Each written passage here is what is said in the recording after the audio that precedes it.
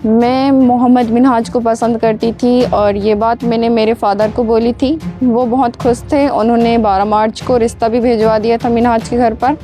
मध्य प्रदेश के सिवनी जिले के कानीवाड़ा थाना क्षेत्र के खैरी गांव में हुई घटना का मामला लगातार अब तूल पकड़ता हुआ नजर आ रहा है। खैरी गांव में मौलाना से निकाह और युवती के पिता की आत्महत्या के मामले में अब एक नया मोड़ सामने आ गया है। मामले में पुलिस की जांच के दौरान दो मौलानाओं को जेल भेजे जाने और अन्य आरोपियों की तलाश के बीच निकाह करने वाली युवती फायजा भी खुद सिवनी एसपी कार्यालय पहुंची और इस दौरान उन्होंने मीडिया के सामने अपना पक्ष रखा है। युवती ने अपने बयान में पति मोहम्मद मिनाज और कुछ मुस्लिम धर्म गुरुओं पर लगाए गए आरोपों को गलत बताया है। फायजा का कहना है कि उनके पिता ने आत्महत्या की थी, लेकिन उनका जिम्मेदार उनके पति और मौलानाओं को ठहराना गलत है। फिलहाल युवती ने इस बयान में क्या कहा है, पहले पूरा बयान सुन लीजिए, फिर अंत में हम इस पूरे मामले की चर्चा करते हैं। मेरी शिकायत ये है कि मेरे फादर ने सुसाइड किया है 14 अगस्त की रात को। इसका इल्ज़ाम लगा है मेरे हस्बैंड पर, हस्बैंड मोहम्मद मिनहाज पर और कुछ धर्म गुरुओं पर कि इन लोगों के टॉर्चर की वजह से मेरे फादर ने सुसाइड किया है। लेकिन ये गलत इल्ज़ाम लगाया गया है उन पर। मैं मोहम्मद मिनहाज को पसंद करती थी और ये बात मैंने मेरे फ़ादर को बोली थी। वो बहुत खुश थे। उन्होंने 12 मार्च को रिश्ता भी भिजवा दिया था मिनहाज के घर पर। और 12 मार्च को रमज़ान थे, तो रमज़ान में हमारे धर्म में शादियाँ नहीं होती, इसलिए हमारी शादी ईद के 2 दिन बाद होने वाली थी।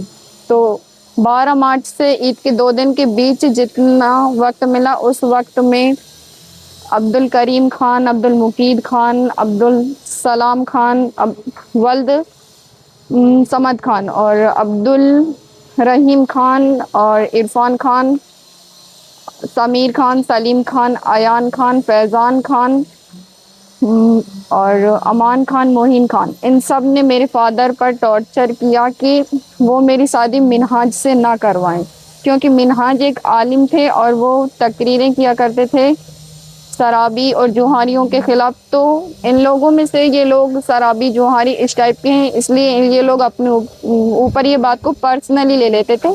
इसलिए मेरे फादर को टॉर्चर करते थे कि वो मेरी शादी मिनहाज से ना करवाएं। तो 31 जुलाई की रात को मैं अपनी मर्ज़ी से मिनहाज के घर पर चली गई।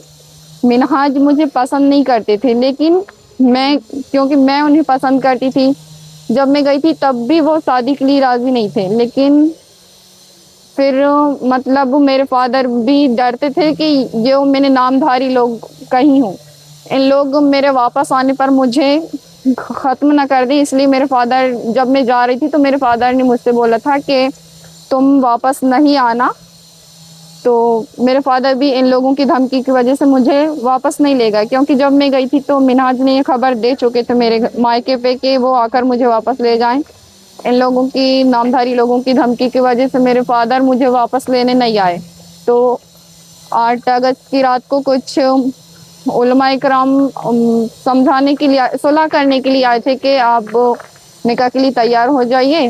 तो मेरे फादर इन नामधारी लोगों के डर की वजह से निकाह के लिए सामने नहीं आए। लेकिन फिर उन लोगों के गांव से जाने के बाद 8 अगस्त की रात को ही रात 10 बजे मेरे फादर मेरे ससुराल आए और मुझसे कहा कि तुम निकाह कर लेना और अपना वली अपनी मर्ज़ी से बना लेना। जिसके बाद मैंने 9 अगस्त को निकाह किया और मेरा निकाह मौलाना अब्दुल सलाम टेकारी वालों ने पढ़ाया और वली बने मेरे आमीन खान, वल्द मोमिन खान।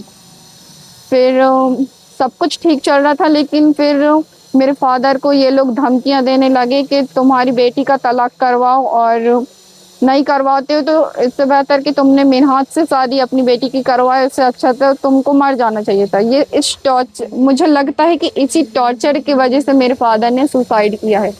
तो मैं ये चाहती हूँ कि निष्पक्ष कार्रवाई की जाए, इन सारे लोगों के खिलाफ कड़ी से कड़ी कार्रवाई की जाए और मेरे हस्बैंड और बाकी सारे धर्म गुरु निर्दोष हैं, उन्हें सज़ा ना दी जाए, उन्हें बाइज्जत बरी कर दिया जाए।